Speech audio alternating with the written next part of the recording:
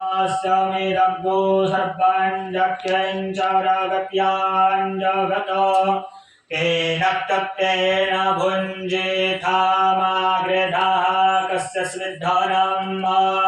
कुर्वन्नेवेह कर्माणि जिजीविषेच्छदग्गो समाः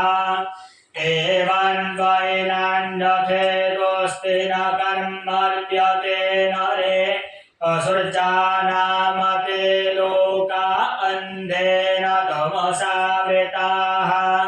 तांस्ते तेत्यापि गच्छन्ति ये केचात्महनो जनाः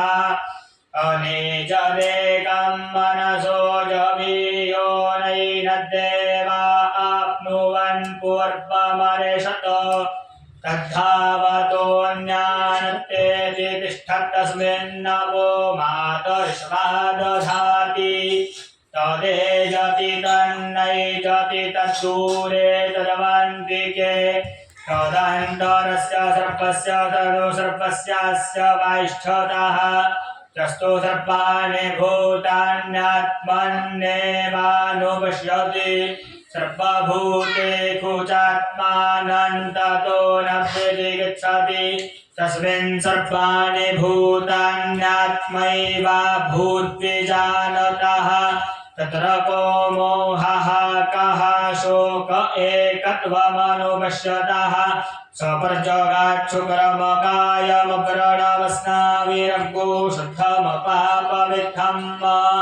कविर्मणिखि परिभूः स्वयं भुवर्जाथ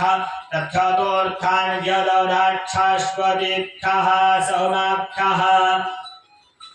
अन्धन्दमः प्रविशन्ति ये सम्भूतिमुपासते ततो भूय इव ते तमोद उसम्भूत्याग्गुरताः अन्यदेवाहुः सम्भवादन्यदाहुरसम्भवात् इति शुश्रुमधीरानाञ्जेनस्तद्विचरक्षिरे सम्भूतिं च विनाशं च यस्तवेदो भयग्गोसः विनाशेन मृत्युन्तीर्त्वा सम्भूत्यामृतमश्नुते अन्धन्दमः प्रविशन्ति ये विद्यामुपासते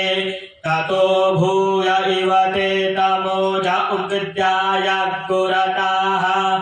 अन्यदेवाहुर्विद्याया अन्यदाहुरविद्यायाः इति शुश्रुमधीराणाञ्जेनस्तद्विचरक्षिरे विद्याञ्च यस्तद्वेदो भयग्गोसः अविद्यया मृत्योऽन्तीर्त्वा विद्यया मृतमश्नुते वायुरनिलममृतमथेदं भस्मान्तको शरीरम् ॐ क्रतो स्मर क्लीबे स्मर कृतज्ञ स्मर अग्नेनाय सुपथाराये अस्मान् विश्वा निदेव पयुना निप्पितवान् चूयोद्धस्मज्जोहुराडमेनो भूयिष्ठान्ते नम उक्तिं विधेम हिरण्मयेन पात्रेण सत्यस्य पिहितं मुखं जोसावादित्ये पुरुषः सोऽसावहम् ॐ खं ब्रह्म हरिः ॐ इखेत्वात्पूर्जे ऊर्जे त्वात्वायवः वायवस्थ सदेवः देवो वः वः सविता सविता प्रार्पयतु अर्पयतु श्रेष्ठतमाय श्रेष्ठतमाय कर्मणे श्रेष्ठतमायेति श्रेष्ठतमाय कर्मण आप्यायध्वम्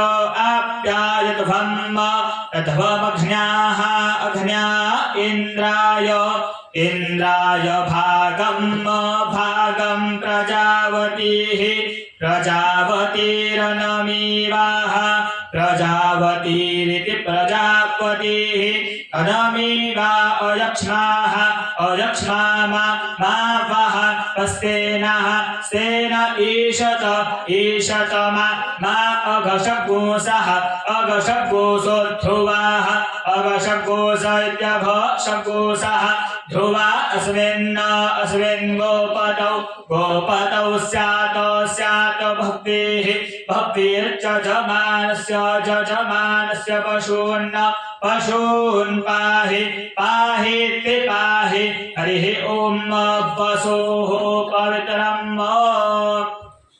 श्रीवेदपुरुषार्पणमस्तु।